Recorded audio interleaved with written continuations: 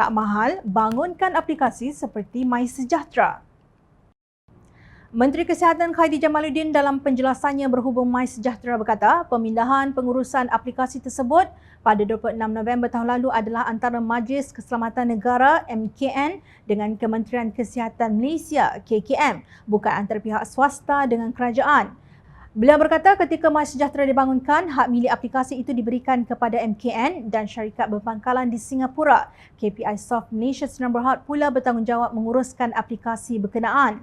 Bagaimanapun, Jawatankuasa Kira-kira Wang Negara PAC Parlimen mempunyai pendirian yang bercanggah berhubung pembangunan dan perolehan aplikasi MySejahtera. PAC akan memanggil Menteri Kewangan Tengku Datuk Seri Zafrul Tengku Abdul Aziz dan Menteri Kesihatan Khairy Jamaluddin untuk hadir di hadapan PAC pada pertengahan April ini. Tambahan pula, ia membabitkan isu berhubung keselamatan data peribadi rakyat sekaligus mengelakkan ada pihak yang tidak bertanggungjawab mengambil kesempatan atas maklumat peribadi rakyat, kata pengurusi PAC Wong Kah Wah. Apa yang menjadi kebimbangan ramai pihak ialah pengakuan Khairy sendiri bahawa syarikat berpangkalan di Singapura KPI Soft Malaysia Sdn Bhd bertanggungjawab menguruskan aplikasi berkenaan sejak 20 April 2020. Kenyataan tersebut mengundang kecaman pelbagai pihak, khususnya Pengerusi Pakatan Harapan Datuk Seri Anwar Ibrahim.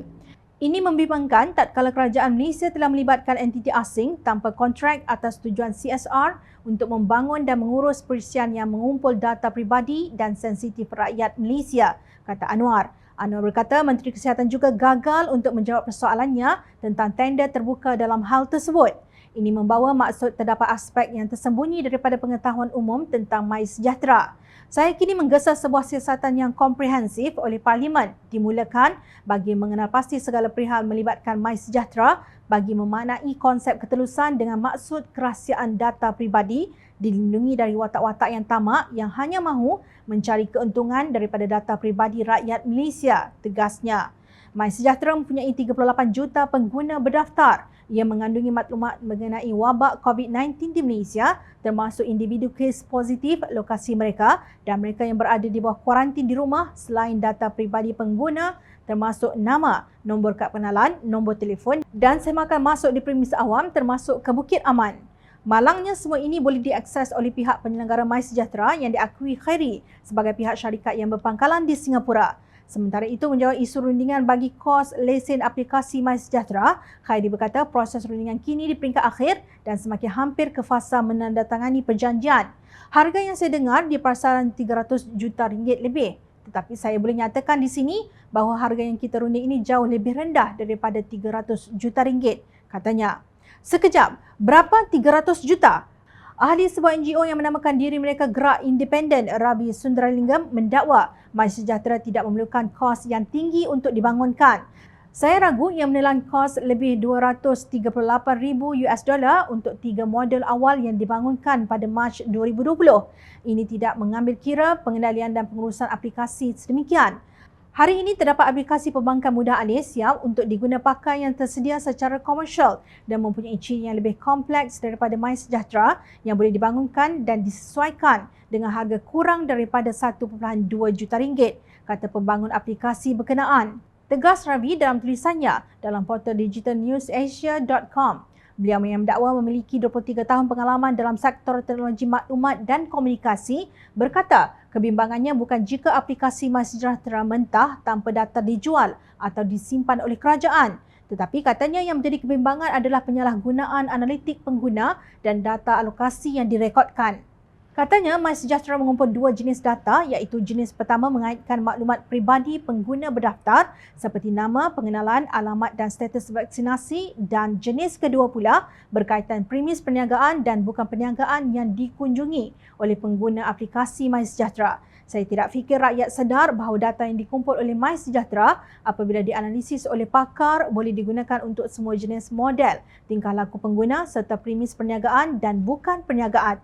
Kenyataan Datuk Seri Anwar Ibrahim berhubung data MySejahtera digunakan untuk produk dan telepemasaran tidak menggambarkan tahap sebenar keseriusan isu tersebut, ujarnya.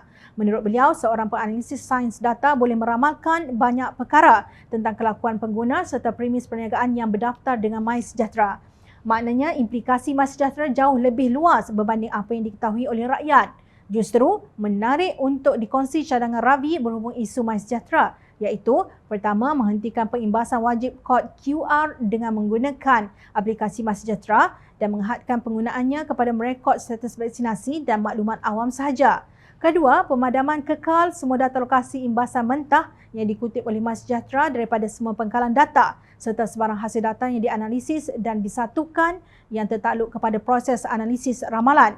Ketiga, mengenakan hukuman penjara mandatari bagi sesiapa yang memiliki data peribadi dan lokasi MySejahtera mentah serta sebarang derivatif atau hasil data yang telah dianalisis dan disatukan menggunakan sebarang alat analisis ramalan.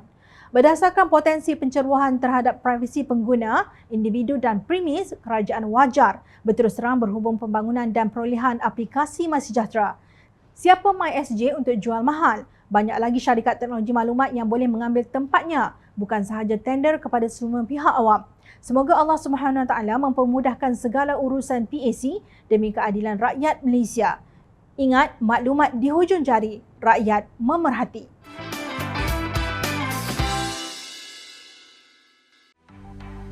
Mencari maklumat dan berita politik yang bebas, kupasan yang tepat, panas. Dapatkannya secara eksklusif hanya di Jom Channel. Komitmen kami, pentasan berita Isnin hingga Jumaat. Berbicara dan isu semasa, kami garapkan secara langsung. Panel-panel berkaliber dan profesional. Interaktif, pandangan anda kami raikan. Jangan lupa bersama kami di setiap hujung minggu dalam edisi khas mingguan. Jom Channel, moving forward, sharing a new experience.